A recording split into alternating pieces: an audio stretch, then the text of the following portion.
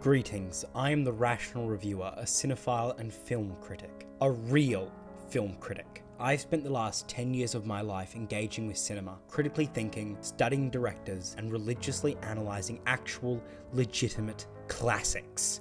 Not Avengers Endgame, and not The Matrix, and definitely not Citizen Kane. I have a film degree. I knew far more than my professors, and I currently know more than every single prole and so-called professional critic on Rotten Tomatoes. Now that you know why you ought to listen to me, it's about time I begin to review Return to Silent Hill. Return to Silent Hill is a 2026 supernatural psychological horror film written and directed by Christophe Gans, a French auteur who made a far better Beauty and the Beast film than Disney could even dream of. I bet the other reviewers haven't even mentioned the director of this film. Truly, the discourse around this film has just been enlightening. The film follows James Sunderland, a broken man who receives a mysterious letter which calls him to Silent Hill, his hometown, in search of his lost love, Mary. However, he finds the once recognisable town filled with terrifying monsters, one of which being himself wearing a large helmet shaped like a triangular prism. You see, James performed a mercy killing on his wife, who belongs to a radical cannibalistic cult, which he feels incredibly guilty for. In Silent Hill, he atones for this guilt by killing himself, and in a bold avant-garde choice, James also saves Mary by driving away from Silent Hill and freeing her from the cult, but I've gotten ahead of myself. There has been incoherent hooting and hollering from the peanut gallery that, "Oh no, they've dissented from the plot of my video game. I'm gonna leave a negative review after my third goon." To the fat incels watching, I want to make it very clear that I do not care that this film is not a shot-for-shot recreation of the video game, and that's for a very simple reason. Video games are not art. They are toys for children. I'm sure this has made the man-children very upset, but I simply don't have it in me to cater to these people.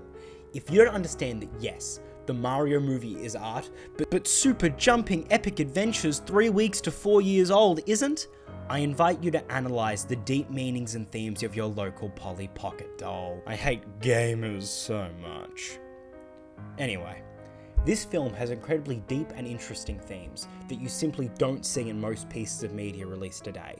The concept of guilt, loneliness, helplessness, SA, and most importantly, the intellectual bankruptcy of Trump supporters. Perhaps the reason the mainstream critical community, which is composed entirely of far-right ultra-conservative ideologues, hated this movie so much is because the film is so critical of the MAGA movement. I mean, just look at the cult. The cult is an allegory for the Republican Party. They're draped in red, and against the very concept of free will and free choice. I wonder what these right-wing freaks don't want this young woman to be able to choose. It's really anyone's guess. The cult has token minorities that actively work against their community and their interests in exchange for some kind of power or benefit. They thrive best in an underfunded rural backwater that appears to be inhabited exclusively by the psychotic thugs that make up the white working class, which are just glorified fucking Nazis. My favourite directing decision by Christophe is the constant cutting between locations within Silent Hill. Simpler minds criticise the choice, claiming that the movie is hard to follow, and completely missed the point. Silent Hill is not a walkable city. James needs to teleport around, or else he simply can't travel at all, much like disadvantaged black youths in Detroit. Gosh, Silent Hill is Trump's America. It gives us a look into every child separated from their parents, women literally murdered by patriarchal capitalistic social norms, and the good man who benefits from not being victimized by the MAGA cult due to his status as a white heterosexual within the imperialist nexus. Okay, let me level with you for a minute. Since I hit my 3-view milestone in my last video about how Batman is a fascist, I feel that it's okay for me to vent, I guess. Cinema has been lacking recently. Ever since Trump's fascistic takeover of America, Hollywood and the other major institutions in this country have continued to produce their colonial right-wing propaganda.